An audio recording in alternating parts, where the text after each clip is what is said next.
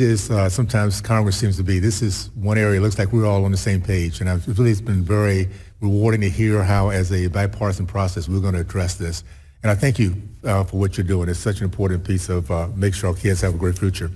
I've long been a supporter of educational choice and freedom and allowing children or students to excel in the fields of study that most align with their interests. I'm proud to be a proponent of the career and technical education and as one of the multiple pathways of future success. I've submitted for the record a document from the Western Governors Association that highlights the importance of CTE, especially in the Western states, and encourage Congress to take action to strengthen the workforce through a robust support of CTE. I have a unique background. My dad was a college professor, and Ms. Mosley, he was actually an educator in agriculture. He got his PhD in Ohio State, 40 years. And so I know how exciting it is when you can actually work with your hands and have the ability to move forward and have a career. So I did appreciate being in that environment. One of the things that we was talked about before is how do we get here where we have to now try to change the way we consider careers. You know, because it's been decades of investments and marketing that there's been one way to make this all happen. And part of this is what we're doing in the K through 12.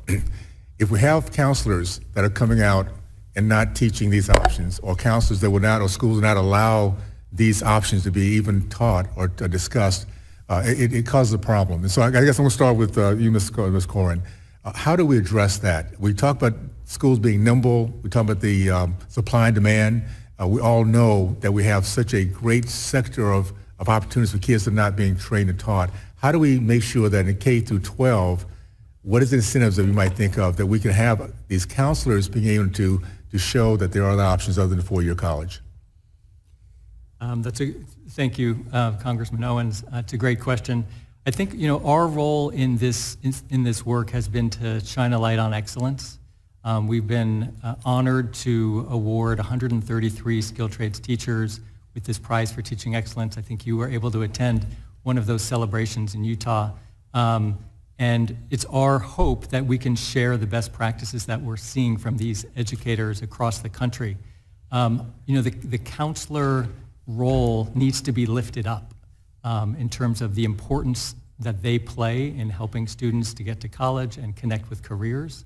We have found that a dedicated counselor or sometimes an intermediary organization that can make those connections between high school and work-based learning opportunities is critical to success. So those folks as well, the counselors need to be recognized for the incredible work that they're doing. They need to be lifted up. They need to be supported by nonprofits and other community organizations. And business needs to be at the table. So we've really got to break down those barriers between K-12 workforce development and industry and higher ed. Thank you. And Mrs. Mosley, you actually mentioned how early your program starts, and that's so important. We talked about the dual enrollment program that's becoming increasingly popular.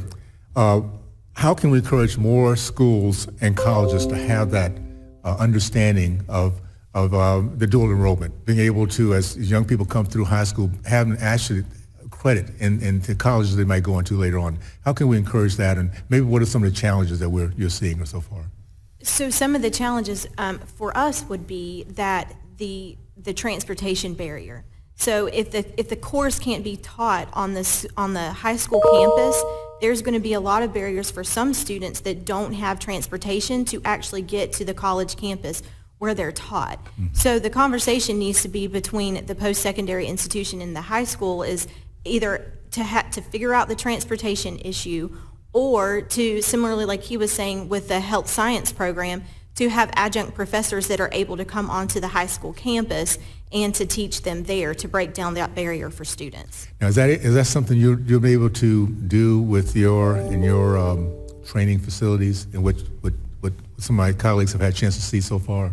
Yes, I believe in many of our CTE programs, thanks to the funding that we've had from the Perkins Act, that we have a lot of great equipment and programs, and we would be able to teach them. But I think that we would probably have to have additional funding to be able to upgrade some of those programs. I had questions for the other two. I really appreciate what you guys are doing. Seriously, this is probably one of the more important conversations we can have as a nation to make sure our kids can supply, give that workforce the supply that we all need right now. So thanks so much. Appreciate your efforts.